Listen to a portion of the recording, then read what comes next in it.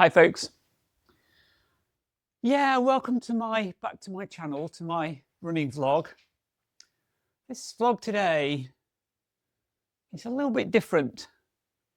I've thought long and hard about doing this. I'm still not sure about whether it's the right thing to do.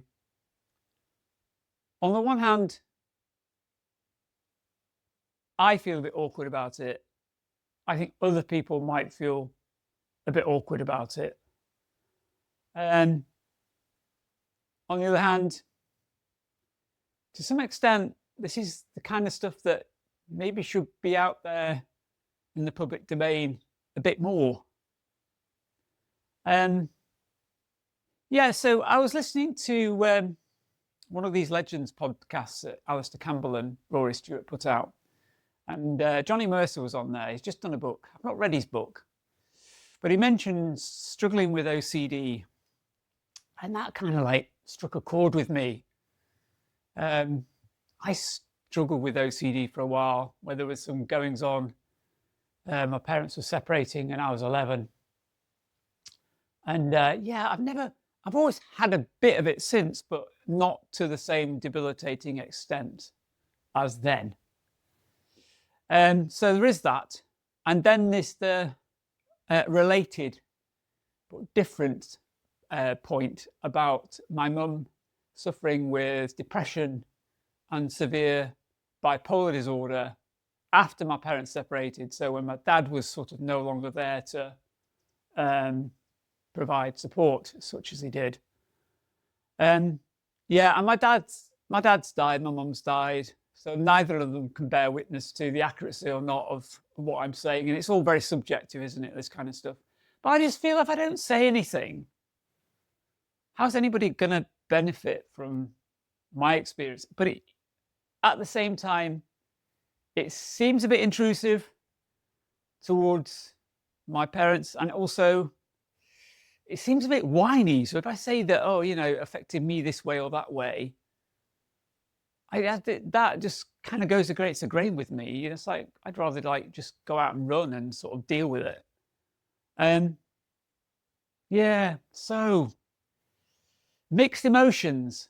And the only motivation really, the only thing can motivate me enough to sort of start doing this, and it's going to be fairly long videos. It's not this is not sort of your dopamine scrolling stuff. This is slow paced. But the thing that motivates me to do it is that I think there are a lot of people out there who might have similar experiences or have had similar experiences.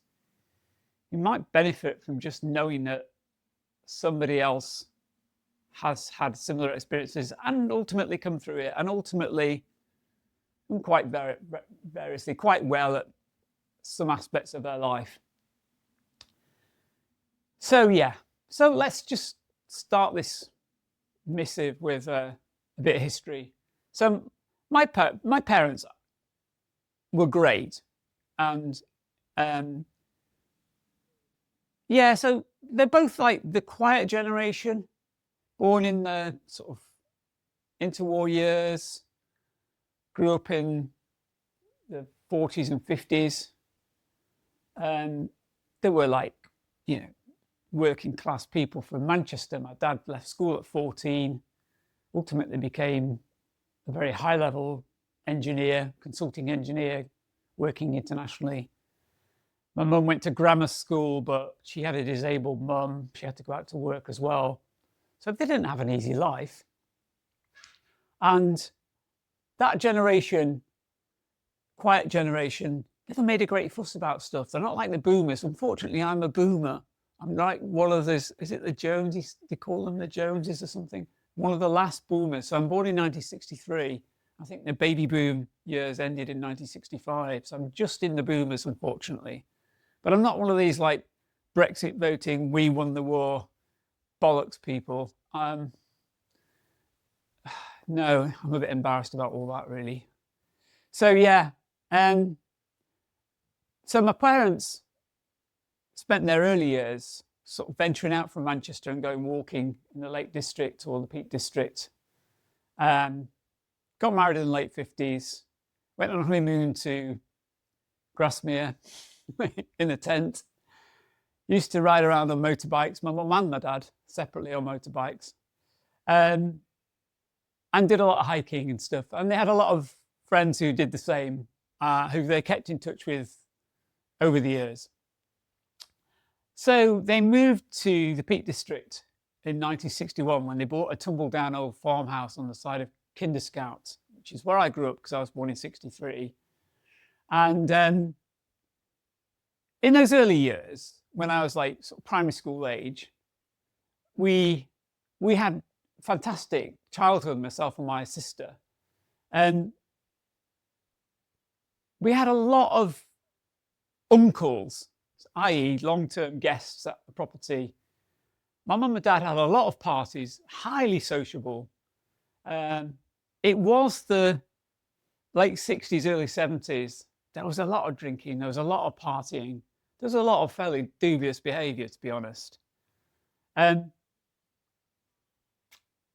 the guest house was a great backdrop for it. And every summer, we'd have a lot of families visiting from usually the southeast. And these were like middle class, fairly well-to-do people, nice families, kids often around our age. We'd latch on with these families and they'd go to Castleton or they'd go hiking and we'd go with them. And I'm pretty sure that our future Prime Minister did come and stay when he was a boy at our property, because I remember this little lad having an argument with him because he was telling me he was going to be world king, which is a funny expression, isn't it? Not king of the world, world king. And I think his sister or his brother and I were arguing with him, telling him he can't be a world king, there's no such thing. And I said, you can be Prime Minister. And he said, I'm not going to be Prime Minister. You can be Prime Minister. I'm going to be world king. That's higher than Prime Minister.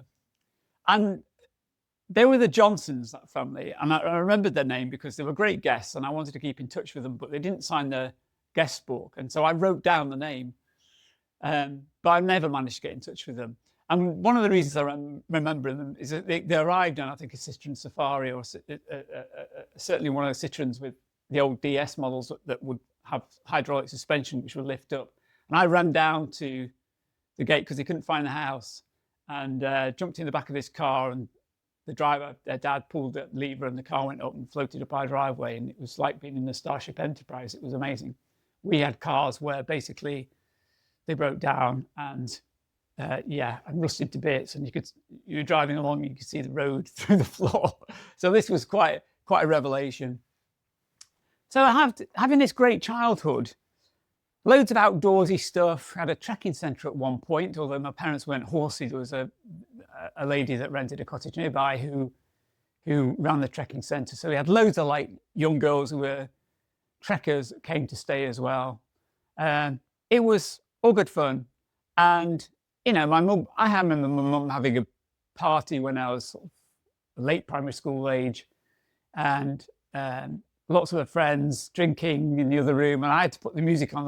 The music was in a different room. My dad had wired speakers through to the dining room where they all were, and I was in the lounge with the record player. So they're shouting like, put this on, put that on. And I had a very poor selection of records to play.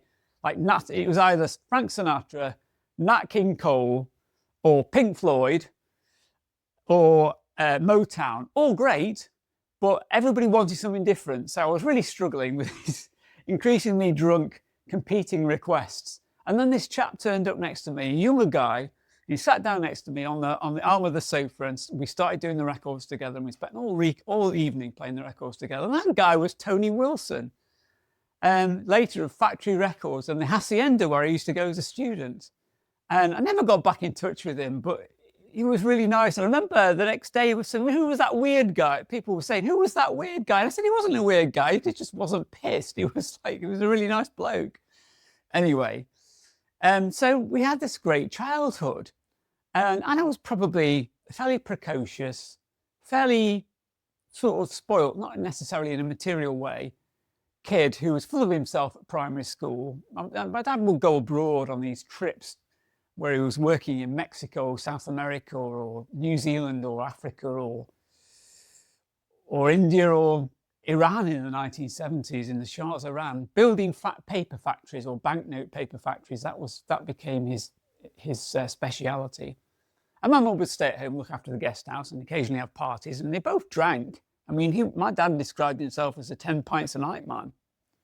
And my mum had an optic in the kitchen for when she was doing the catering, and they did burn the candle at both ends. My mum would get up in the morning, cook all the breakfasts for the guests, and then cook the dinners for the guests in the evening, having done the shopping and changing rooms in between times. And then they go out to the pub, and then the next day it all starts again. So they were working hard. But it all kind of came crashing down. I mean, my dad would come back from these foreign trips, and me and my sister would wait for his taxi to bring him from the airport. And then one day he just never came back. And it turned out he'd struck up some relationship with a lady who was a barmaid at one of the local pubs. She was married with 2 kids.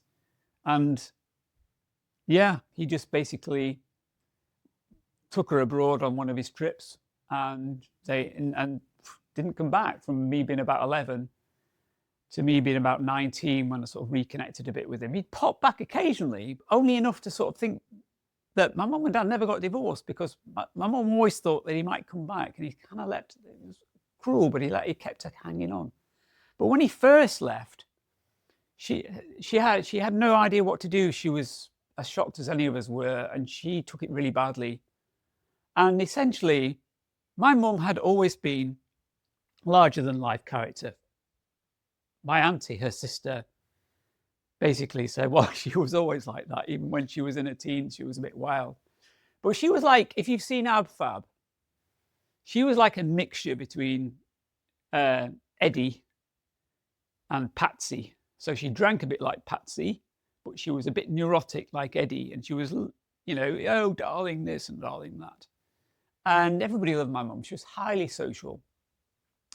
And when my dad essentially buggered off, she took it, she got into the drinking. She was very upset, very angry.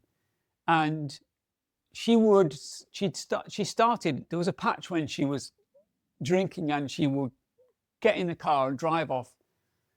And basically, I had a list of phone numbers next to the phone, which were all the different pubs in the village. And I could phone around to find out which pub she was at. And this car that she was driving, which was a Vauxhall Viva, one of the old boxy ones, had different coloured wings at the front. And there were marks. Myself and my sister would walk back from school, from the village to the house, and we'd see paint marks on the there were paint marks on all the corners, the outside of the corners, where she'd not made it around the corner on the way back from the pub. And one day I came back to the house, and this car's sitting there on its back bumper and pointing skywards. And I dropped my school bag and ran up and saw my mum was in the car and thought she was dead. And it turned out that she'd basically just gone down to the butcher's, then she'd gone to the pub, driven back home, ended up on a back bumper. I ran to the car, I opened the door. I thought she was dead. Her head lolled to the side, and she'd said, "Give me a push." And basically then my sister came home from school as well, and we had to cook the guest dinner that night, and put her to bed and cook the guest dinner. And we were only like, 11 or 12 years old. And yeah, so it was very worrying, because she would repeatedly say that she was going to knife him. And she would say things to my dad like, do you want to be with that mouse, or do you want to be with that tiger? Cringe. And yeah, and she'd literally get the bread knife and get in the car and go off, if she'd heard where he was, to try and find him. And it was fucking terrifying, because you didn't know whether she was going to crash the car, whether she was going to find him and kill him, or what was going to happen. But anyway, what actually happened was, the sort of energy ran out after a while. She realized he wasn't going to come back, and she hit rock bottom. And I remember she couldn't get out of bed.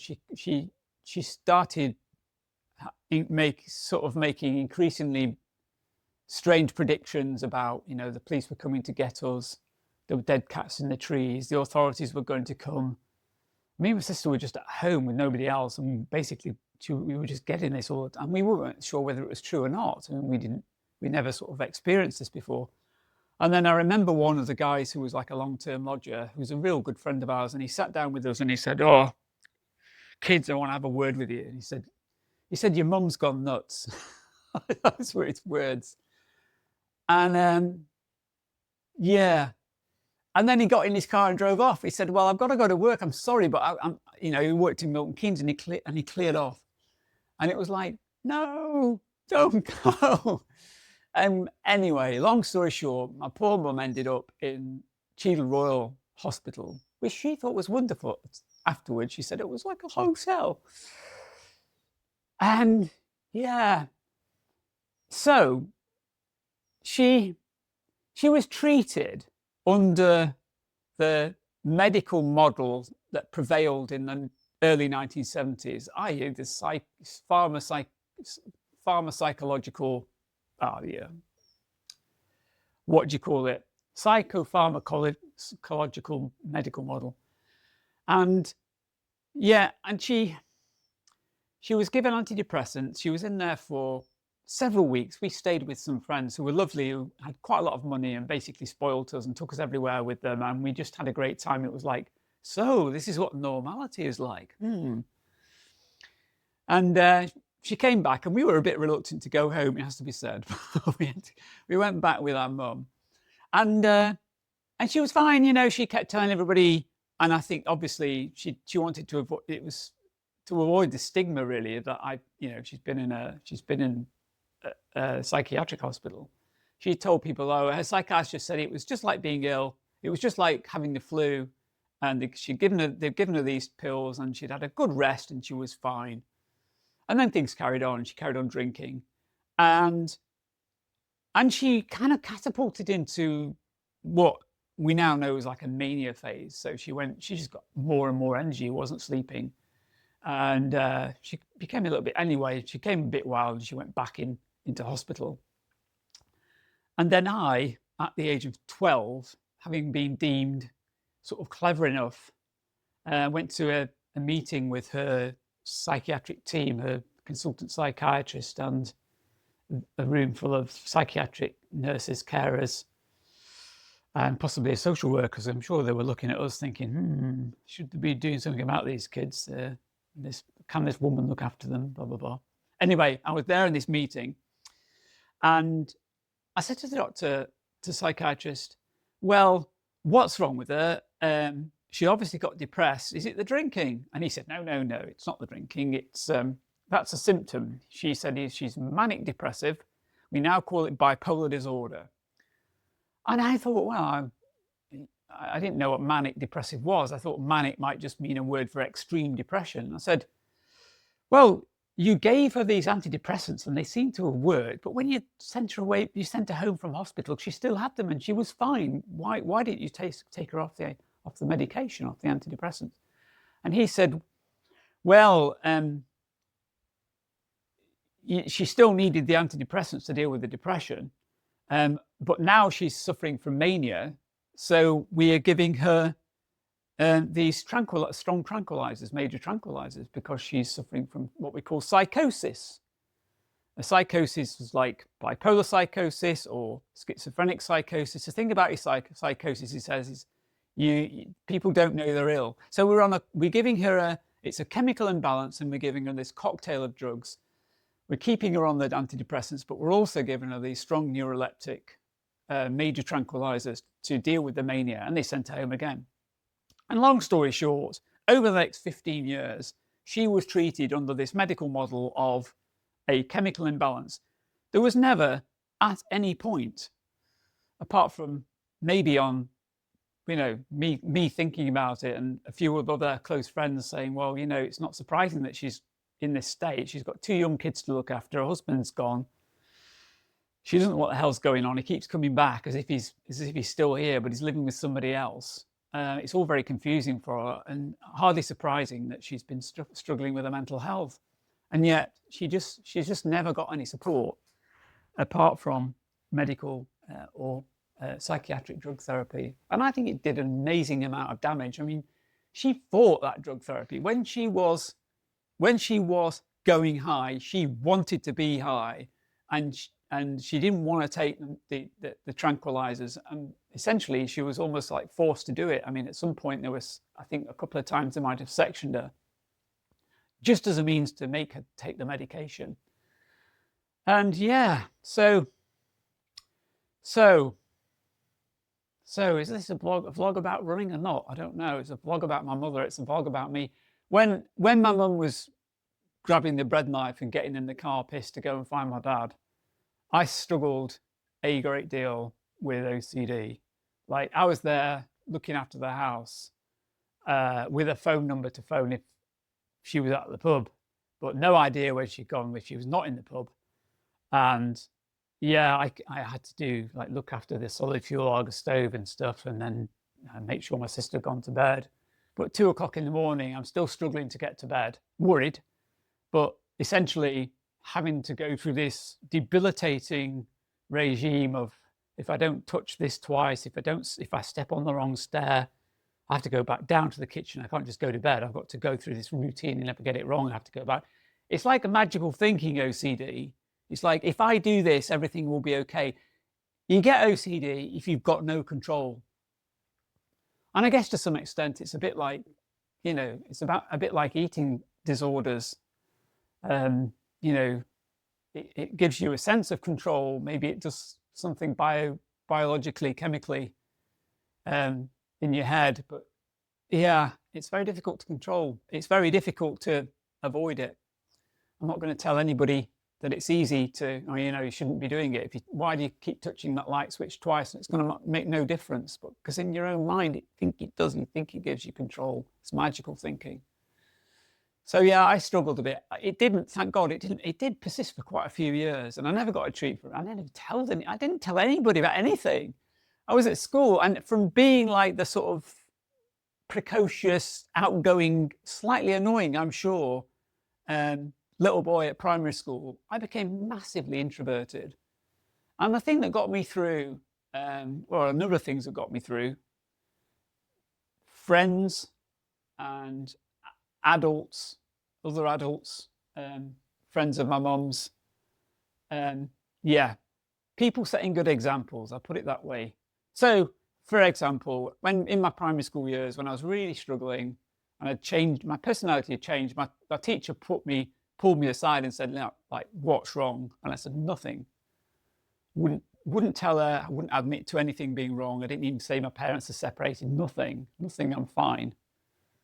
And I had a close friend we never talked about anything about our parents or anything like that, but he was very bright, and he seemed, I've not really kept in touch with him, which is a great shame, but he was very clever. He was really into making electronics and building electronic things. And this is like primary school age. He was a bright lad. He built his own stereo when he was just fresh out of primary school. And he used to give me components and a copy of Practical Wireless and lend me a soldering iron so I could make radios and stuff with him. But his parents were a bit crazy too. I mean, his dad was a professor at university. His mum was an artist. And yeah, they were a bit offbeat. And we'd go back to his house sometimes after school, and he'd go, "Well, you can't go upstairs." I go, "Wow." He said, "Well, mum and dad have locked themselves in the bedroom. They're doing acid." Now, he was a bit prone to exaggeration, but it's probably true. And I saw him, my friend from primary school, not that many years ago now, on Britain's Got Talent. Oh, anyway, I think David Williams said to him, "So what's your name?" And he said his name was, and he said, "I build," David Williams said, "What do you do?" And this kind of guy with this wild hair said, "I build analog sound generators." And this David Williams said to him, "I thought you might." Anyway, so there was him. And then my mum, being my mum, I mean, she wasn't low all the time. She wasn't high all the time. I mean, the mood swings got worse over sort of a period of 15 years. But she had some great people around her. I mean, she had a succession of men friends, boyfriends, that were quite long term. So she was called Barbie, and her first couple of boyfriends were both called Ken. Don't know why that was so. Sure, it's just coincidence. But anyway,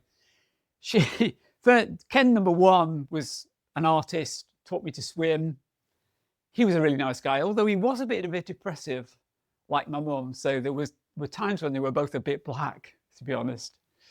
And then she had Ken, who she met when she went diving in the Isle of Man.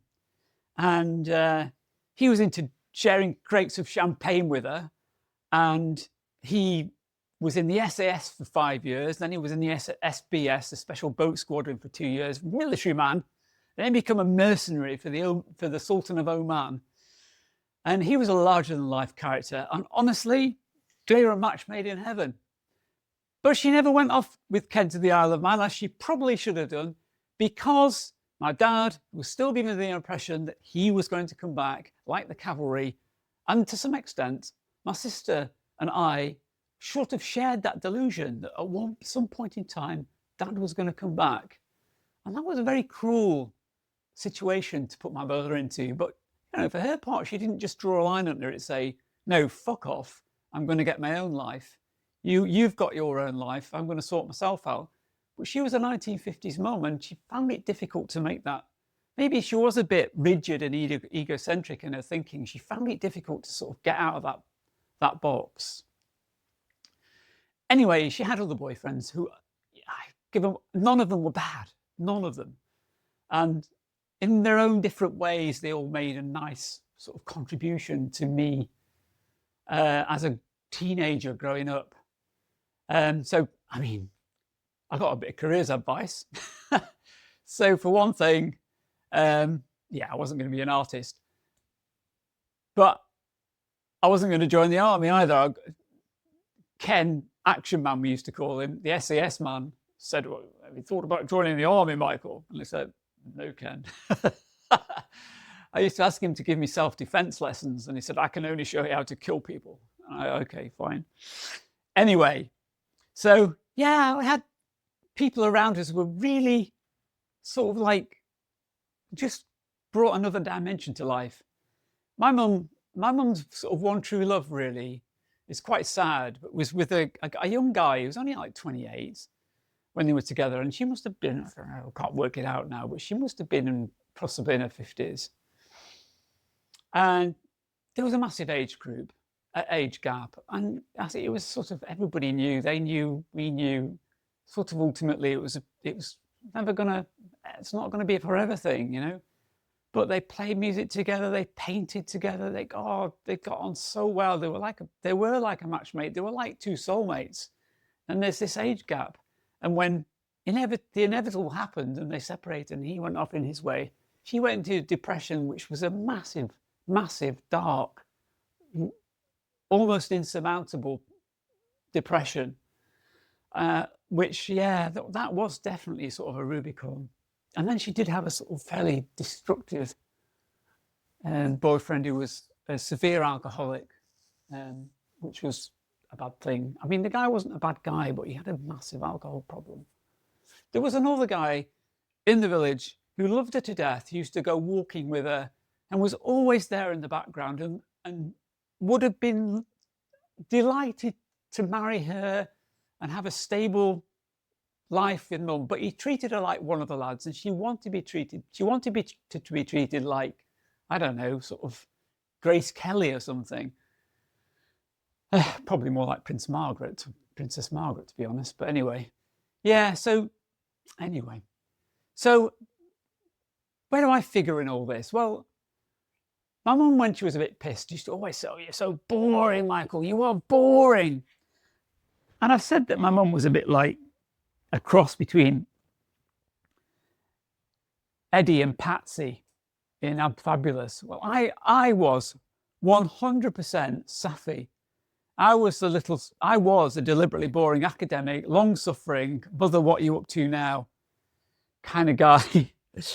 And and I rebel. All children rebel against their parents, and I rebelled against my mum by being, in fact, both of my parents I rebelled against by being totally fucking boring. That's why I became a lawyer for 30 years.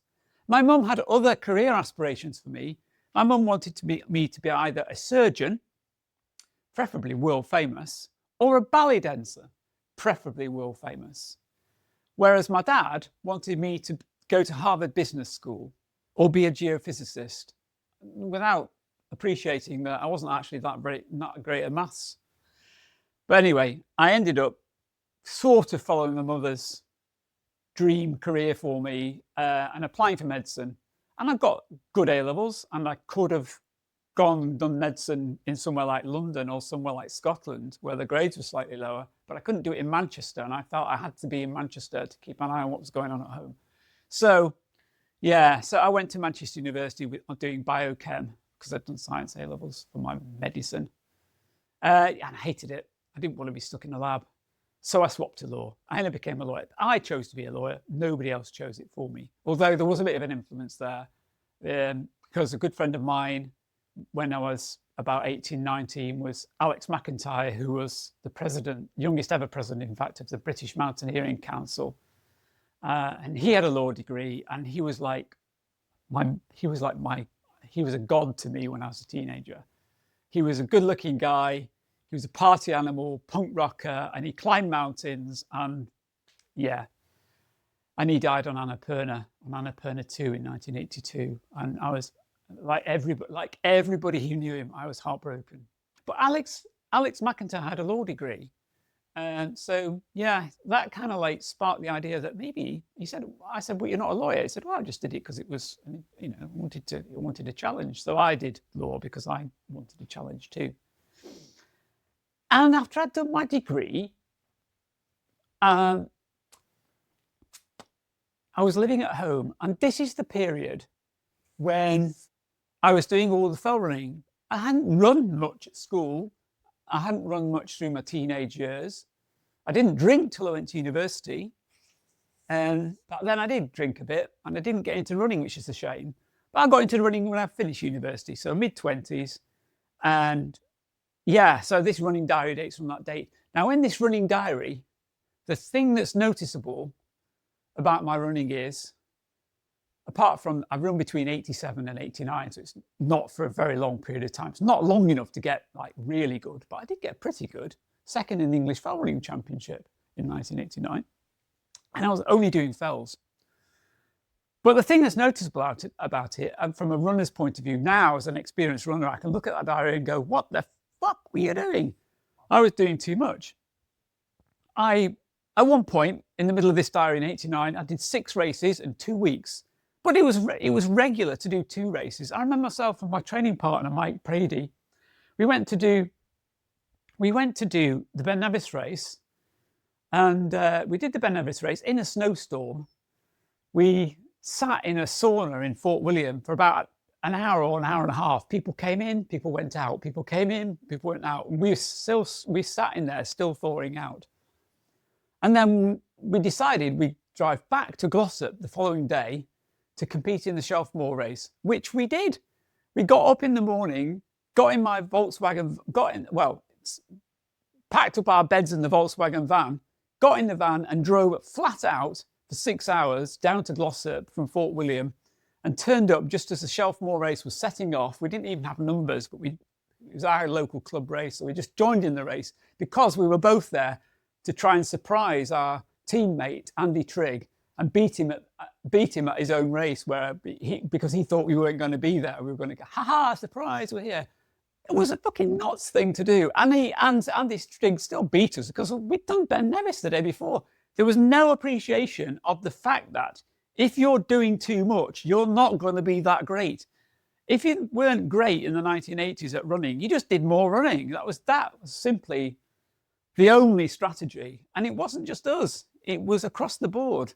Marathon runners in the 1980s were adopting sort of similar tactics. More is best, 150, 200 miles a week, mad. So I look at that diary now and I see 2 things. 1, I did too much running. 2, I was doing lots of really heavy building work at the same time because I'm renovating this guest house, putting a new roof on the house, putting all of ensuite bathrooms in the place, and renovating a property in Glossop, and doing some other building work for that period that I'm running, sort of basically supporting myself by doing bits of jobbing, building, and while also running and also doing the guest house up.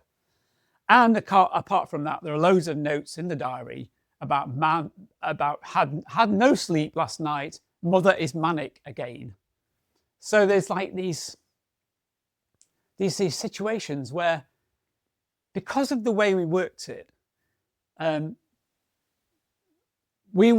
and my sister would share sort of mother care duties. And my sister managed my mum when she was low. When she was really low, depressed, couldn't get out of bed, I couldn't deal with it. It made me low. It made me depressed. I mean, I've never suffered depression. I do occasionally. I'm a bit of a worries me character. I am guilty of sometimes feeling sorry for myself. But as far as I know, I'm just feeling sorry for myself. I know I'm just being a twat. I never go down into sort of clinical depression, touch wood. My mum was flat, and she literally had to be dragged out of bed, dressed and fed when she was really low. And my sister did all that, and it was hard. I looked after her when she was manic, because my sister couldn't stand her when she was being basically trouble. And my mum was a little devil. She would do stuff which she just knew would wind you up. So I'd be looking after her. This is a great example. I'd be looking after her in the guest house in that period in the late 80s when I'm doing lots of running and I'm tired and I've been working. And she'd be playing Pink Floyd through the floor. I had a flat in the attic. And she played Pink Floyd through the floor at 3 o'clock in the morning just to wind me up. So it seemed, although she was probably just enjoying the Pink Floyd. And I remember on one occasion,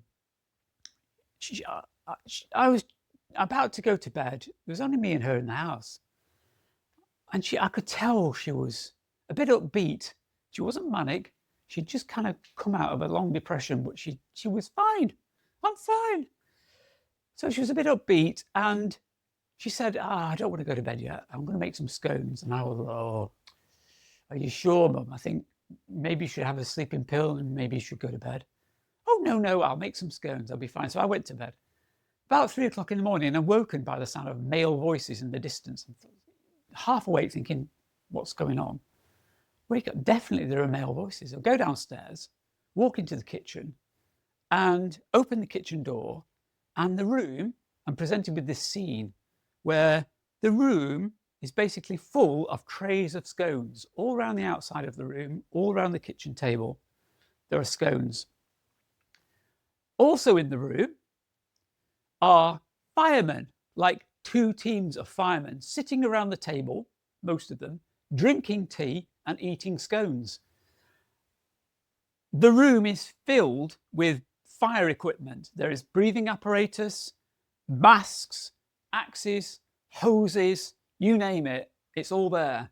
And I look at this scene and I go, I know exactly what's happened here.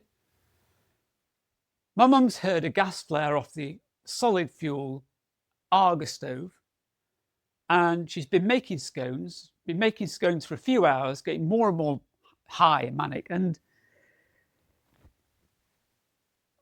she's decided that there's a chimney fire. Now, there's no chimney fire, it's just gas flaring off the anthracite from the stove.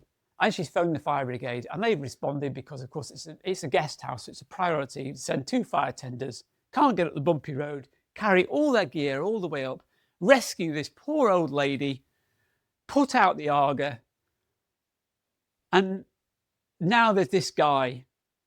Who is he? He's just come into the room. They must have thought, what the hell's going on? It must have been a little light that came on. And I just said, what the hell's going on, Mum? And this fireman, mid-scone, says, it's all right, son. We've put it out. And I look at the Arga and it's in pieces all over the kitchen floor. There is soot, ash, and water everywhere. And I just think, shit, I've got to rebuild that bloody Arga in the morning. It's like another job. And I said, oh, great, thank you. Thank you very much. Anyway, yeah, so there was that. And there was another occasion when she knocked on the attic door when I was trying to sleep at 2 or 3 o'clock in the morning. And she had a can of rice pudding in one hand and she had a can opener in the other hand. And I was really tired. And I just said, she said, can you open this can of rice pudding? Now, I should have just opened the can of rice pudding. It would have made my life a lot easier. But I was annoyed. So I said, fuck off, Mother. pushed her through the door, shut the door, bolted the door, bang, bang, bang, bang, bang. I'm going to bed. And then a couple of hours later, it went quiet for a while. And then a couple of hours later, knock, knock, knock, knock, knock on the attic door. There's two bobbies at the bottom of my stairs. They come in, can we have a word, son? They come in, stand in my bedroom with my mum. And they say, your mum says you've hit her. I said, I didn't hit her. And they looked at me and I looked at them. And I said, just look at my mum. And we all looked at my mum and she smiled and gave her most normal expression. And she had 2 pairs of glasses on, full of pastry and fingerprints. And it's 2 o'clock in the morning. And I said to the cops, does she look well? And this policeman, bless him, turned to me and said, well, now you come to mention it. So they left. And their parting words to me were, but you won't hit her, will you? So yeah, I was boring, but I was the boring one that was there when things needed to be done, things needed to be fixed, or things needed to be sorted out.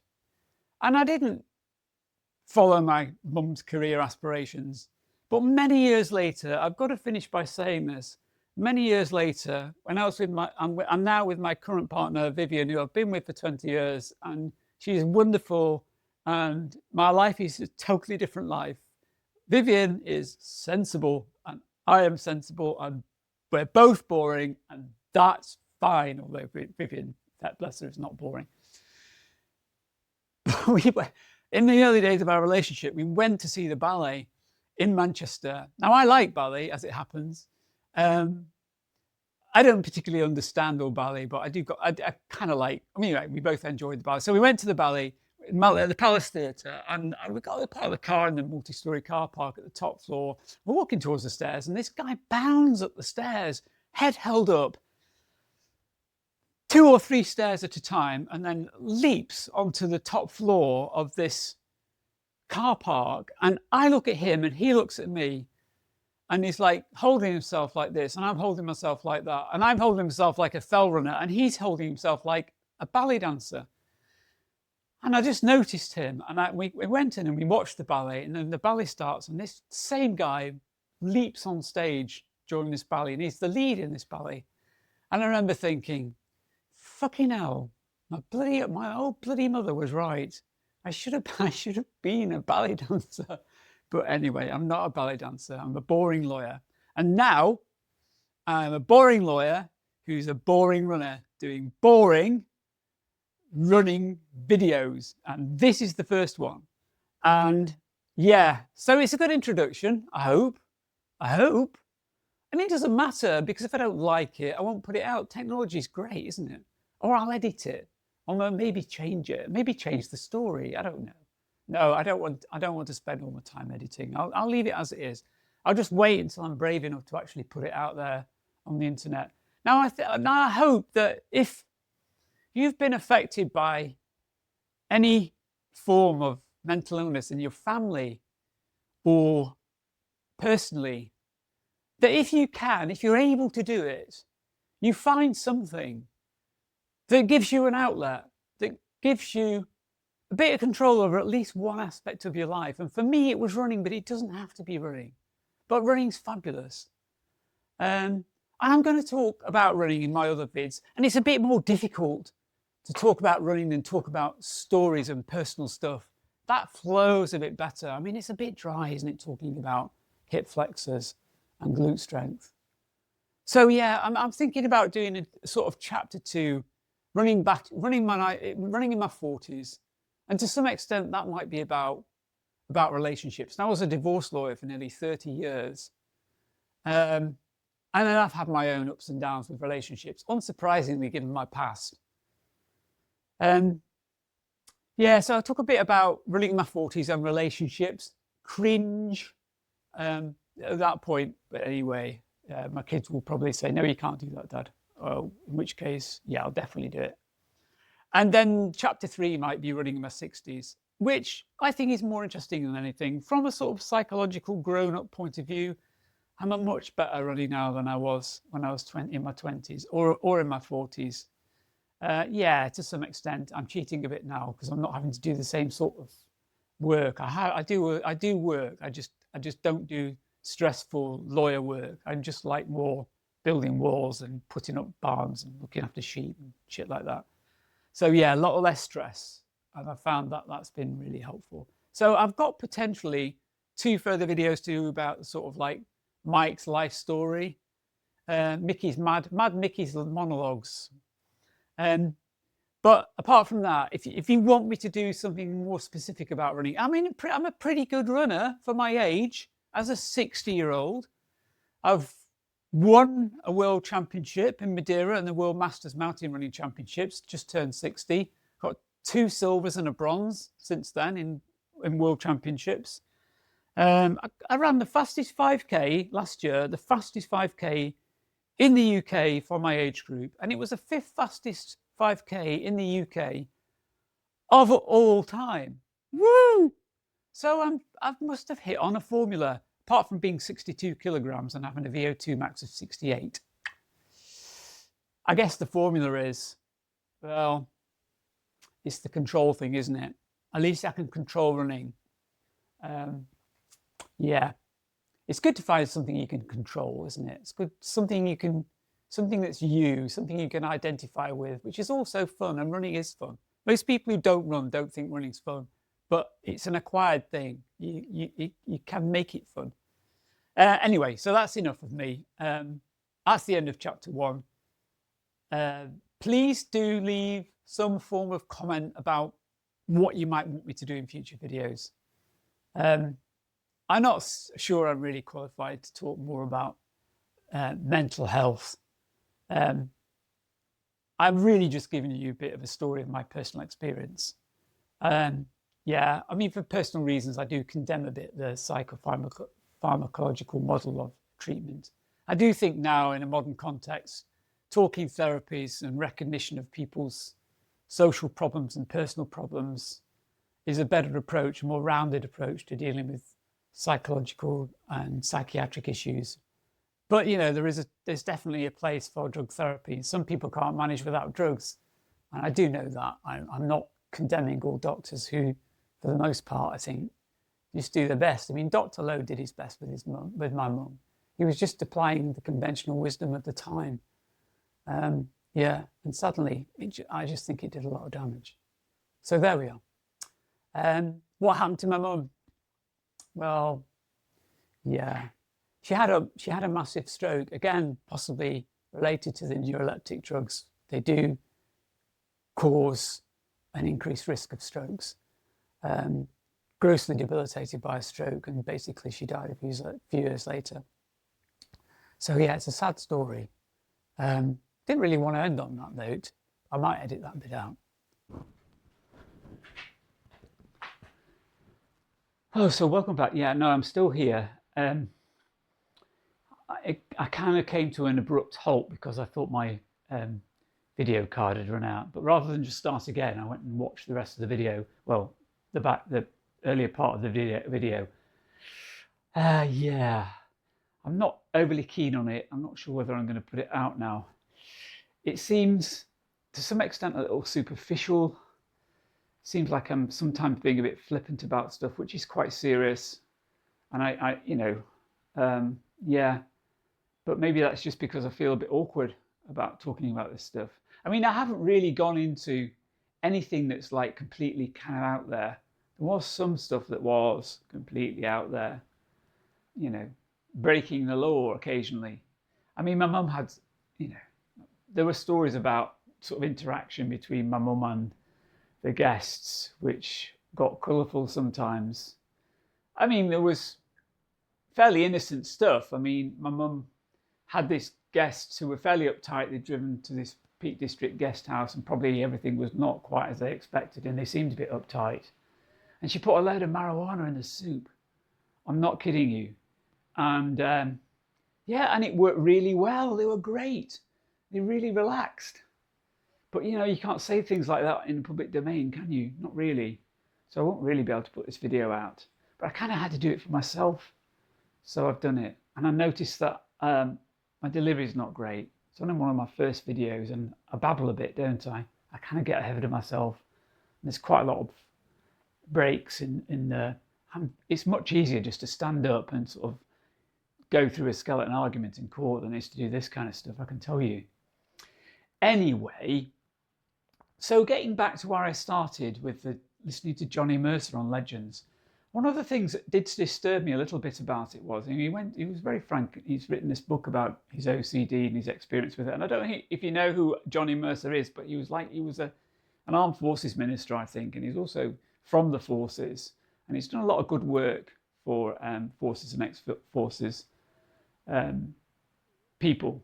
Anyway, he mentioned, I think, if I understood him correctly, that he thought that a lot of the stuff from his background might go away as he got older. And he said it kind of hasn't. In some ways, it got worse. And I thought, that's the sort of Philip Larkin approach, isn't it? They fuck you up, your mum and dad. They don't intend to, but they do. And it's like this idea, really, that sort of everything's kind of getting worse. And I really don't accept that. I mean, my mum and dad did drink. I drink the odd glass of wine pretty much every day, probably. But my kids don't drink. So there's one thing that's not got worse. And I think, well, it's down to you, isn't it? I mean, you've got to take responsibility for how you feel and how you deal with whatever shit you've had to deal with in the past. If somebody suggests to you, you can't do this or you can't do that, you don't necessarily take it at face value, do you? I mean, the thing about my mum was, I think that she took at face value that whole original idea when she was ill, which was a new thing for her, that, it was a medical illness just like the flu. And if she took the pills, she didn't really have to do much else. And, the problem was that she'd never really sort of accepted responsibility for the position she was in. And I think it sounds hard to say that.